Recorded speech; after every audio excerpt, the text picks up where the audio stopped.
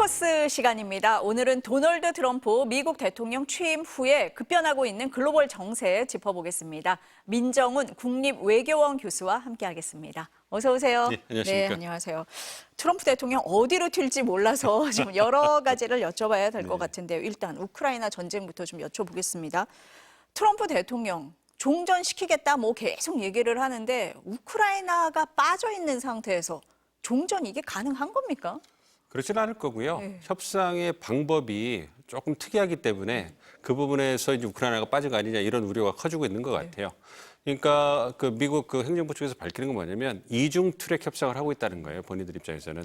그러니까 미국과 러시아가 한 축을 구성해서 중심이 돼서 협상을 하고 있고 그게 언론의 주목을 받고 있는 거고요. 18일 날 미국과 러시아 어떤 고위급 그 장관급 회담이 열리지 않았습니까? 거기에 우리가 그 관심을 많이 가졌던 거고. 그런데 많이 주목을 받지 않지만 다른 한편으로 다른 특사가 우크라이나와 이제 그 유럽 동맹들과 계속 협의를 하고 있다는 거예요. 그래서 이중 트랙, 투 트랙이 진행이 되고 있고 이 투 트랙에서 나온 협의를 가지고 이제 트럼프 대통령에게 중간 보고를 하면서 이 어떤 그 갭을 좁혀 나가고 진전시켜 나간다는 그러한 보관을 갖고 있는 것 같아요.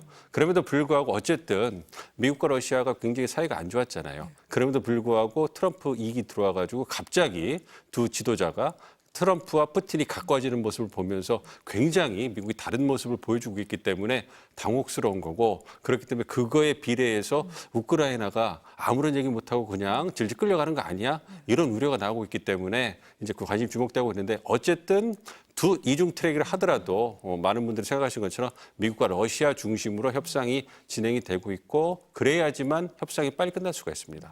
그러니까 트럼프가 원하는 건 협상을 빨리 끝내고 그 와중에서 이제 미국의 경제적 이익을 챙기고 중국 경제로 넘어가야 되는 거란 말이에요. 근데 전쟁을 빨리 끝내려면 러시아, 우크라이나 중에 한 편을 먼저 이렇게 똑같이 50%의 힘의 균형을 갖고 있으면 아무래도 깨기가 어렵잖아요. 진전시키기 어렵기 때문에 힘의 균형을 깨야 되는데 누가 더 힘을 많이 갖고 있느냐, 누가 더 우세하냐 봤을 때 러시아거든요. 만약 우크라이나 편을 바이든처럼 들어서 협상을 하려고 한다면 러시아가 반발이 클 거고 그렇게 되면 러시아가 힘의 우위가 있기 때문에 지속적으로 버틸 것이고 핵을 갖고 있기 때문에 위협을 할 거기 때문에 이게 협상이 빨리 이게 어렵기 때문에 트럼프가 갖고 있는 목적에는 부합하지 않은 거예요. 그래서 모든 국제사회의 비난을 무릅쓰고 전쟁을 빨리 끝내는 게 목표이기 때문에 목표 지향적으로 가다 보니까 러시아와 이제 협상을 하는 거고 러시아에게 보다 유리한 방향으로 협상을 끌어갈 거로 보고 그러한 결과가 도출되지 않을까 생각하고 있습니다. 그러니까 밖에서 볼 때 그 부분이 도드라져 보이니까 우크라이나가 완전히 빠져 있는 것 같이 보이지만 그렇지는 않다. 지금 투 트랙으로 진행이 되고 있고 빨리 끝내기 위해서 러시아와 많이 만나면서 지금 협상을 진행을 하고 있는 거다. 이런 말씀이시네요. 그런데 이제 우크라이나 입장에서 보면은 그 미국의 막 경제적 대가를 치르면서 트럼프에게 또 호감을 사고 잘 보여서 좀 지원을 받아내야 된다. 뭐 이런 입장을 갖고 있을 수밖에 없잖아요. 그래서 지금 광물 협정을 체결을 한다. 뭐 이런 얘기가 나오는데 그 일환입니까 지금 이게? 그렇습니다. 이거는 사실 그 젤렌스키 대통령이 실책이다 이런 얘기가 나오고 있어요. 왜냐하면 우크라이나 쪽에서 먼저 카드를 던진 거예요. 그러니까 그 전쟁이 장기화되고 바이든 행정부가 끝나가고 트럼프가 재선할 가능성이 높으니까 어떻게 해서든지 젤렌스키 입장에서는 미국을 붙잡아두고 싶었던 거예요. 그래서 자신이 갖고 있는 정치, 경제, 외교 모든 카드를 동원해서 미국에게 우크라이나 입장을 봐달라 이렇게 카드를 던진 건데 너무 일찍 던진 거죠. 광물 카드를 던졌는데 그 부분에 대해서 이제 굉장히 경제적 이익에 몰두하는 트럼프가 들어오니까 그거를 역으로 이제 우크라이나를 옥죄는 카드로 쓰게 된 거예요. 그래서 5천억 달러를 미국이 가져간다는 등 50%의 지분을 가져간다는 등 그러면서 안전 보장은 명시적으로 해줄 수 없다. 이렇게 이제 그 얘기를 하고 있기 때문에 그런 측면에서 상대적으로 절대적인 약자인 우크라이나가 그 미국이 강한 모습을 보이니까 끌려갈 수밖에 없는 거예요. 그래서 현지 시간으로 18일 날 젤렌스키 대통령이 워싱턴으로 온다는 거 아닙니까? 그래서 광물 협정 28일. 예, 죄송합니다. 28일 거기서 온다는 거 아닙니까? 그러면서 협정에 사인을 해야 될 건데 그 협정의 초안이 워낙 세게 미국 측에서 질러놨기 때문에 그렇지 않습니까? 5천억 달러의 어떤 그 미국이 전쟁에 대해서 돈을 많이 썼기 때문에 그걸 받아가야 되고 향후 광물 채굴에서 나오는 지분의 50% 이익 50 가져간다. 이걸 초안으로 던져놨기 때문에 거기에서 그게 출발점이 돼버린 거예요. 그러다 보니까 그걸 좀 조금씩 줄여나가고 우크라이나의 입장을 반영한 그러한 협상을 진행시키다 보니까 여전히 우크라이나에게 불리한 협정인데도 상당히 선방과 같은, 그러니까 트럼프가 강조하는 거래 기술이 여기에도 적용이 된 거예요. 그렇기 때문에 우크라이나에서는 굉장히 뼈아픈 협상 결과가 되지 않을까 생각하고 있습니다. 그러니까 트럼프 대통령은 그동안 우크라이나 전쟁에 우리가 쓴 돈 다 돌려받겠다라는 입장으로 우크라이나를 압박을 했던 거고, 교수님 말씀대로라면 우크라이나에서는 너무 협상 카드를 일찍 내놨고 트럼프의 이 협상 기술이 이번에도 통했다, 이렇게 봐야 됩니까? 그렇죠. 힘의 균형이 없는 상태에서 완전한 힘의 불균형이 있잖아요. 미국과 우크라이나는 비교할 수 없을 만큼 힘의 그 차이가 크잖아요. 그런 상태에서 어쨌든 그 키를 주고 있는 건 미국이란 말이에요. 그렇기 때문에 완전히 기울어진 그런 협상의 결과가 나오는 거고, 말씀드린 것처럼 거래 기술로 100을 얻기 위해서 300을 쳐놓고서 한 150 정도를 가져가거나 100을 가져가니까 상당히 관용을 베풀고 포용한 것 같은 이런 느낌이 나오는 거죠. 그렇기 때문에 이거는 누가 보더라도 우크라이나 젤렌스키 대통령이 조급함과 실책이 낳은 그런 비극이다, 이렇게 말씀드릴 수 있겠습니다. 근데 교수님이 앞서서 잠깐 말씀을 하셨는데, 그럼 우크라이나는 이렇게 다 해주면서 미국으로부터는 어쨌든 군사 지원을 받고 싶은 지금 그런 입장인데, 지금 안전보장에 대한 어떤 명확한 그런 보장이라든지 이런 게 없다, 이런 말씀이세요? 그렇죠. 그렇습니다. 하지 않을 거라고 보고 있어요. 그러니까 유럽의 방위는 유럽 국가들이 해라.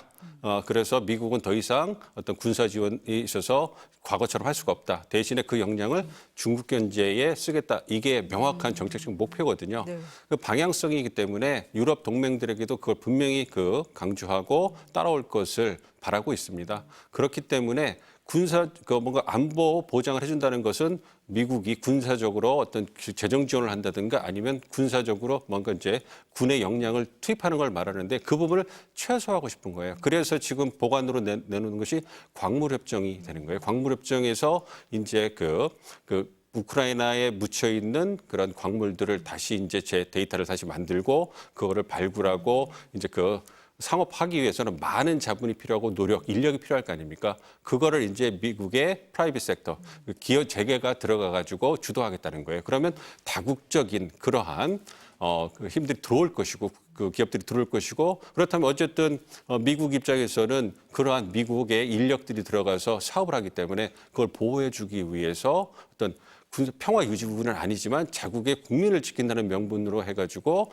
군을 파견할 수도 있을 거고 병력이 들어갈 수도 있을 거고, 그리고 설사 무슨 문제가 생긴다고 한다면 자국민의 생명과 재산, 안전을 보호하기 위해서 개입할 수 있다. 가장 강력한 명분이거든요. 타국에 개입할 때. 그거를 이제 간접적으로 미국이, 그러니까 우크라이나가 미국의 이익을 더 많이 반영할수록 간접적으로 이런 식으로 어떤 우크라이나 안보가 지켜줄 수 있다. 그리고 지금 얘기하는 광물협정에 러시아가 지금 점령하고 있는 지역이 많이 포함되고 있기 때문에 러시아와도 이제 경제 협력을 할 수 있다. 이렇게 열어놨기 때문에 그런 광물협정을 통해 가지고 경제 이익을 추구할 때 미국, 우크라이나, 러시아, 유럽 동맹이 다 들어온다면 과연 이러한 상황에서 전쟁이 일어날 수 있겠느냐. 이런 식으로 이제 어떻게 보면 면피를 하는 거죠. 그리고 이와 더불어서 유럽 동맹들에게 평화유지군을 배치해라. 3만 명 정도. 그리고 그것은 유럽의 비용으로 해라. 그러나 분쟁 지역이 아니라 비분쟁 지역에 대해서 이제 주둔하면서 어떤 감시하는 이런 역할을 해라. 이렇게 얘기하면서 우크라이나에게 또 다른 간접적으로 이제 안전 보장을 해주는 거죠. 그리고 그러면서 유럽 동맹들이 바라는 것은 미국이 직간접적이라도 정보를 제공해 준다든지 드론 기술을 제공해 준다든지 이런 식으로 해서 간접적으로라도 평화 유지 활동에 관여했으면 좋겠다. 이런 식으로 이제 얘기가 나오고 있거든요.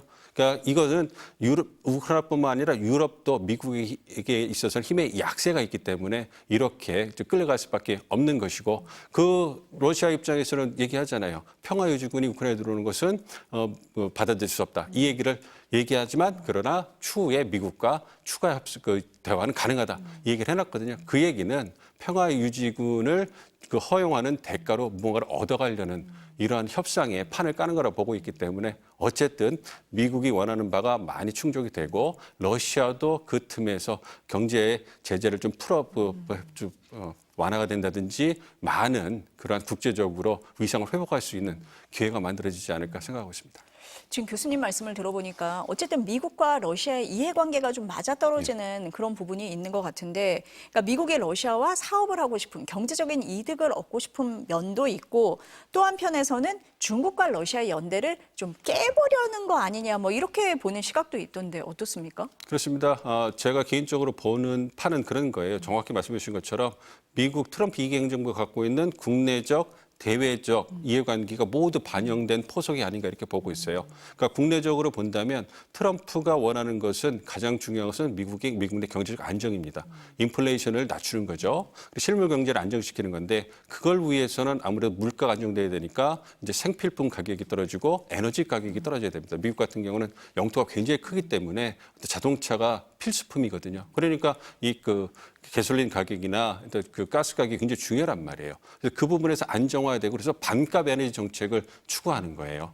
그리고 이와 더불어서 이제 그 공화당 대통령이기 때문에 또 세금을 갖다가 추가하는 거 없이 감면해주고 세제 혜택을 줘야 그래야 이제 유권자들이 또 만족할 거 아닙니까? 그렇기 때문에 그런 부분에서 반값 에너지 정책이 그 물가를 낮추는 데 기여하고 또 미국 제품들의 가격 경쟁력을 담보해주는 효과가 있는 거예요.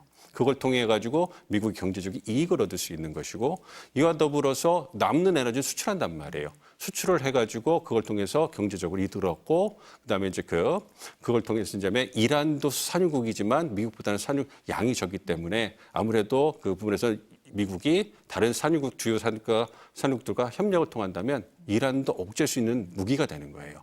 그러니까 이게 안보 측면에서도 효과가 있는 거고 이와 더불어서 이제 미국에서 이제 대통령이 관세를 부과해가지고 중국을 견제하고 미국 적자를 줄이려고 하잖아요. 그렇죠. 그러면 이게 국내적으로 어쩔 수 없이 인플레이션이 증가할 수 있고 불법 임금을 강하게 통제해서 불법 임자를 추방하는 이러한 정책을 쓰고 있기 때문에 노동력이 좀 부족해지면 다시 또 임금이 올라가면서 인플레가 올라갈 수 있잖아요. 그러니까 이러한 추가적인 인플레 요인에 대해서 국내 경제적으로 에너지 정책을 통해 가지고 최대한 비용을 줄이려고 하는 측면이 있는 겁니다. 그래서 국내 정치적으로 이 에너지 정책이 굉장히 중요한 거고 그러려면 미국이 유가 시장 기름 시장을 통제를 해야 되는데 지금 3대 산유국이 미국, 사우디, 러시아란 말이에요. 그러니까 이번 러시아 우크라이나 전쟁을 끝내는데 3개국 주역에 떠오르는 게 미국과 러시아 그리고 사우디가 중재를 해주잖아요. 그러니까 이 부분이 아무래도 새 지도자의 개인적인 추문을 바탕으로 해서 국내 정치적으로 본다면 트럼프에게 반값 에너지 정책 그래서 인플레이션을 이제 잡으려고 하는 그러한 정책적 목표에 굉장히 중요한 수단이 되는 것이고 이게 대외 정치적으로 간다면 그러면 말씀해 주신 것처럼 이제 만약 전쟁이 끝나게 되면 이제 또 미중 전략 경쟁으로 이제 집중하게 되잖아요. 네. 그럼 말씀해 주신 것처럼 한미일 대 북중러 이게 굉장히 고착되고 있잖아요. 그러면 거기에서 미러 관계가 개선이 되면 말씀해 주신 것처럼 과거에 미소 때 중국을 이용해 가지고 중국의 영향을 흐트러 주려고 했던 것처럼 이제 러시아를 역으로 이용하는 거예요. 그러면 북중러에서 중국과 러시아의 협력이 굉장히 중요한데 아무래도 미국과의 관계를 개선할 러시아가 아무래도 중국과의 관계에 있어서 여전히 유지하지만 소홀해지지 않겠습니까? 그러면 중국 굉장히 불편하고 속이 타겠죠. 그런 부분. 거기다가 만약에 러시아의 중재로 우크라이나 전쟁이 끝난 다음에 북한과의 관계 개선을 미국이 러시아를 통해서 이뤄낸다면 그렇다면 북한도 미국의 입김이 들어갈 수 있는 그런 판이 만들어질 수 있거든요. 그렇다면 북중러 연대에서 느슨한 연대에서 북한과 러시아가 미국의 이해관계를 고려하는 상황이 온다. 이렇다면 미국에 굉장히 유리한 상황이 또 올 수 있는 것이죠. 여기에다 사우디가 들어오는 이유는 중동의 어떤 세력 균형도 재편할 가능성이 있는 거예요. 왜냐하면 중동에 지금 세력이 있을 때 이스라엘, 사우디, 이란 있지 않습니까? 네. 세 개 축인데 이스라엘은 완전히 지금 트럼프 편이 돼버렸죠. 네타냐후가. 여기에다가 사우디까지 만약에 미국 편을 쓴다면 그래서 이스라엘과 사우디가 어떤 관계 개선을 하는 아브라함 협정 2.0이 트럼프 행정부 만들어진다면 이렇다면 세력 균형이 세 축이 이렇게 으르렁거리면서 같이 견제하는 게 아니라 두 축이 한 진영으로 되고 쪼그라든 이란 세력이 남는 거예요.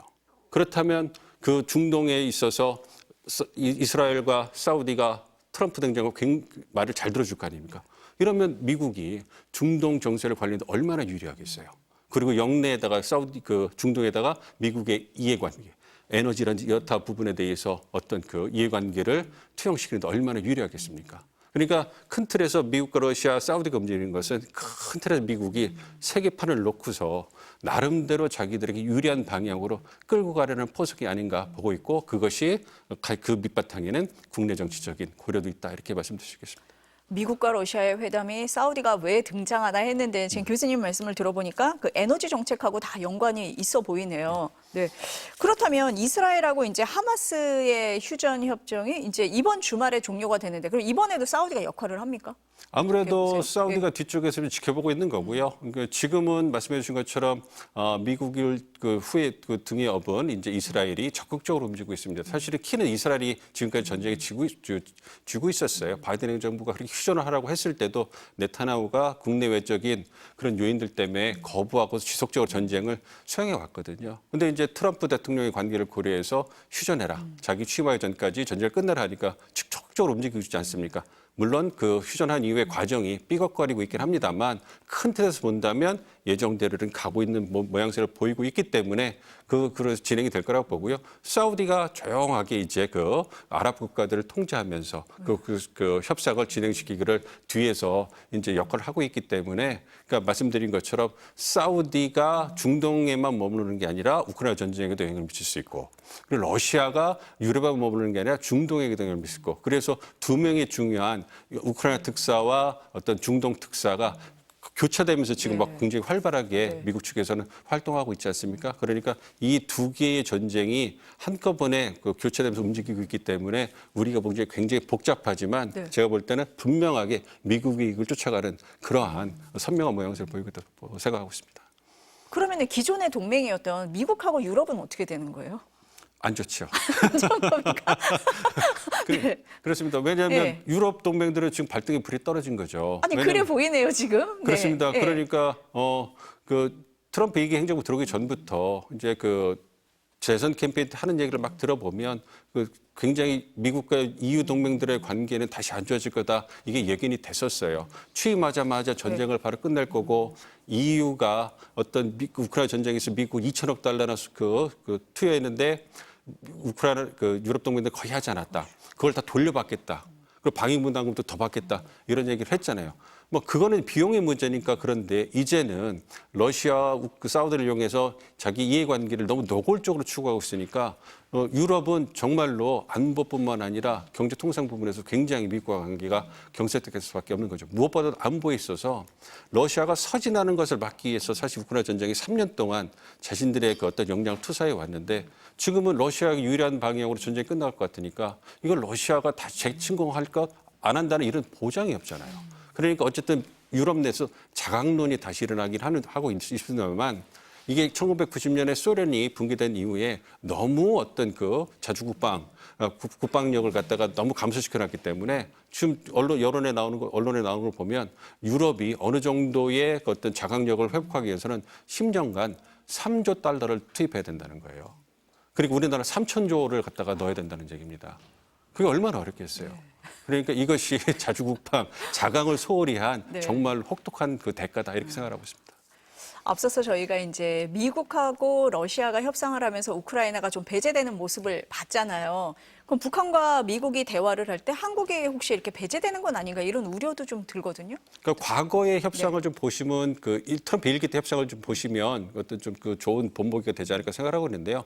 그러니까 1기 때도 남북미 협상을 통해 가지고 북미 정상들이 만났잖아요. 만났는데 어쨌든 양자 협상으로 가기 때문에 하노이하고 싱가포르에서 만날 때는 그 두 분만 만났어요. 그렇지만 한국이 적극적으로 직간접적인 중재자, 촉진자 역할을 했지 않습니까? 그러니까 그러한 역할은 이번에도 만약에 북미 대화가 재개가 된다면 북미 어떤 양자 협상이 재개가 될 거지만 한국이 할 수 있는 역할은 충분히 있다 이렇게 생각을 하고 있습니다. 그리고 우크라이나의 비참한 그 현실을 보면서 한국도 그렇게 되는 거 아니냐 이렇게 생각하시는 분들이 있는데 한국과 우크라이나는 완전히 다릅니다. 그리고 국력도 차이가 있고 또 국방력에 있어서도 우리가 세계 5위, 6위를 유지하고 있는 국가이기 때문에 그런 걱정은 안 하셔도 될 것 같고요. 그와 더불어서 트럼프 대통령이 우크라이나 전쟁을 빨리 끝내고 이제 중국 견제에 몰두하려고 하잖아요. 중국 견제를 할 때 있어서는 한국과 일본이 여전히 중요한 동맹 파트너입니다. 방법론에서는 바이든과 좀 차이가 있을 수 있지만 여전히 중요한 국가이기 때문에 우크라이나처럼 홀대할 가능성은 희박하다 이렇게 생각하셔도 될 것 같고요. 문제는 어쨌든 과거와는 다르게 남북 관계가 경색돼 있기 때문에 이러한 상황에서 한국 정부가 북미 대화가 재개될 가능성에 대비해서 어떠한 역할을 할 수 있을 것이냐. 과거에는 우리가 아이디어를 던져서 미국이 채택해서 북미 대화가 열리는 그런 경우가 많았거든요. 그런 역할을 우리가 또 해야 될 것이고 과정에서 우리가 어떠한 역할을 통해서 즉 트럼프가 얘기하는 것은 뭐 전쟁을 끝내든 대화를 다시 하든 미국 돈을 안 쓰겠다는 거 아니에요. 맞아요. 그러니까 갈마지구에 콘도를 짓고 싶은데 그 돈을 어디에서 조달하겠습니까? 여전히 한국과 일본이 중요한 공급처가 될 거기 때문에 우리가 할 수 있는 방안은 많이 있으니까 그런 부분을 잘 우리가 개발을 해서 미국에 선제를 제공을 한다면 우리가 의미 있는 역할을 다시 할 수 있을 거다. 이렇게 기대하고 있습니다. 대비가 필요하다 이런 말씀이시네요. 네, 오늘 말씀은 여기까지 듣겠습니다. 감사합니다. 예.